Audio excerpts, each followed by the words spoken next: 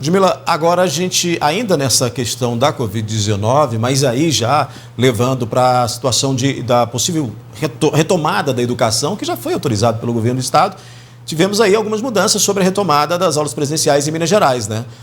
Inclusive, as atividades serão a partir de 19 de outubro, somente para os alunos do terceiro ano do ensino médio e apenas em cidades que estão aí na onda verde do Minas Consciente, né? Nós temos, inclusive, um material sobre isso, mas os profissionais da educação devem retornar antes a essas atividades e a gente vai ver isso agora. Os profissionais da educação retornam em 5 de outubro para organizar a escola e seguir o checklist do protocolo sanitário. Agora, o distanciamento proposto entre os estudantes deve ser de 1,5 metro.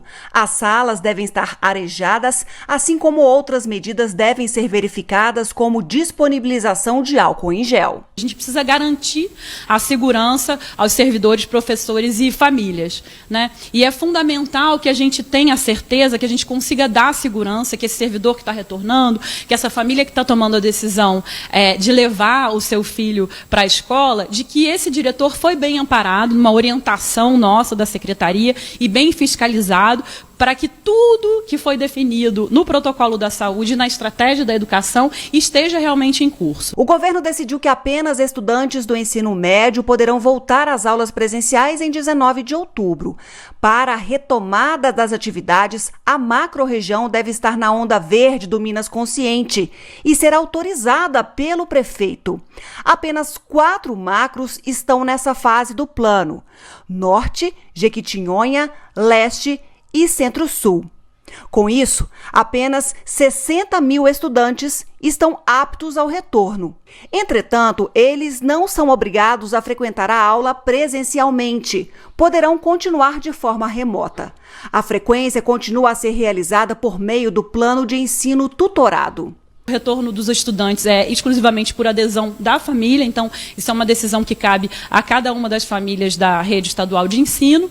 E faremos também a possibilidade de progressão, de inclusão de novos anos de escolaridade, né? Iniciando agora com o terceiro ano no dia 19, mas a cada 14 dias, e sempre no escopo do nosso planejamento do Minas Consciente, fazer a avaliação de se é possível a inclusão de de outros anos de escolaridade, sempre tendo esse cuidado para ir acompanhando, né, progressivamente a reativação das atividades presenciais. O retorno de outros estudantes às aulas presenciais vai depender de como está o avanço e controle do coronavírus no estado. As aulas na rede pública vão até 30 de janeiro de 2021 para todos os estudantes. Término do ano escolar no dia 30 de janeiro, temos aí a prorrogação do calendário por mais esse mês de janeiro, garantindo o período de férias em fevereiro do ano de 2021, com o início do ano letivo de 2021 no mês de março. O retorno dos alunos de outros anos escolares será avaliado a cada 14 dias. Mas, Ludmila, aí a gente sempre fala dessa retomada das aulas, retomada do ensino nessa pandemia, mas a gente se lembra mais dos estudantes e esquece um pouco daquele que está na linha de frente, que é o servidor que vai atuar nessas escolas, né? Pois é, daí nessa mesma coletiva, a secretária de Educação de Minas Gerais, ela disse que essa forma deliberada para a volta às aulas, para esses estudantes, cerca de 60 mil, nesse momento, podem retomar as aulas a partir do dia 19 de outubro, foi um entendimento entre vários atores, entre Ministério Público, várias entidades educacionais, várias entidades de classe representativas também de professores. Entretanto, nem todo mundo foi convocado para poder discutir essa retomada às aulas, porque a sensação ainda é de muita insegurança, mesmo com esse protocolo sanitário. Foi aquilo que eu perguntei ontem para o secretário adjunto de Saúde de Minas Gerais. Por exemplo, a gente percebe muitas salas de aula lotadas, não é, Odair? Não cabe aquela quantidade de estudantes, muitos ficam espremidinhos ali. E aí o Estado, até então eram 6 metros quadrados, agora 1,5 metro de distanciamento entre os alunos, segundo esse protocolo sanitário divulgado hoje pelo Estado. E aí é aquela questão, os professores, muitos deles com medo na volta às aulas. E algumas entidades, como o Sindiúti, criticaram a decisão do governo de Minas Gerais na volta às aulas nesse momento de incerteza. O Ricardo, que é coordenador do Sindiúti aqui de Patos de Minas, ele disse isso, manifestou a preocupação da entidade, dos professores, com essa volta às aulas. O governo de Minas Gerais, na pessoa da Júlia Santana, tenta passar para a sociedade informações que não procedem. Uma informação é que entidades participaram do processo de construção do protocolo sanitário de retorno das atividades escolares. Nós, de sindicato, somos contra o retorno das atividades escolares. A FEPENG, que é o Fórum Estadual de Educação, também é contra e não participou desse processo. Então, nós entendemos que o retorno das aulas presenciais coloca em risco a vida dos estudantes, dos trabalhadores, dos professores e da sociedade como um todo.